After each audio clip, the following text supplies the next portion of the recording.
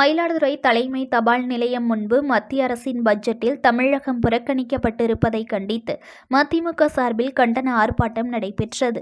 மயிலாடுதுறை மாவட்டம் மயிலாடுதுறை தலைமை தபால் நிலையம் முன்பு மத்திய அரசின் பட்ஜெட்டில் தமிழகம் புறக்கணிக்கப்படுவதை கண்டித்து மதிமுக சார்பில் கண்டன ஆர்ப்பாட்டம் இன்று நடைபெற்றது. நகர செயலாளர் மார்க்கெட் கணேசன் தலைமையில் நடைபெற்ற ஆர்ப்பாட்டத்திற்கு சிறப்பு அழைப்பாளராக மாவட்ட செயலாளர் கொளஞ்சி, மாவட்ட அவைத்தலைவர் பன்னீர்செல்வம், தலைமை செயற்குழு உறுப்பினர் கோபி ஆகியோர்கள் முன்னிலையில் நடைபெற்ற ஆர்ப்பாட்டத்தில் சிறப்புரையாற்றி பேசினார்.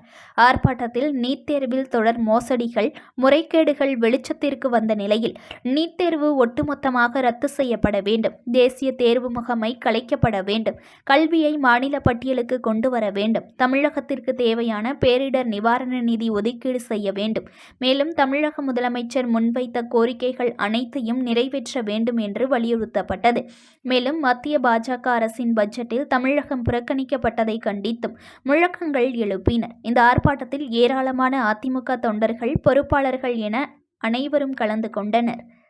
நியூஸ் ஒன் தமிழை லைக் பண்ணுங்க, கமெண்ட் பண்ணுங்க, ஷேர் பண்ணுங்க, மறக்காம சப்ஸ்கிரைப் பண்ணுங்க.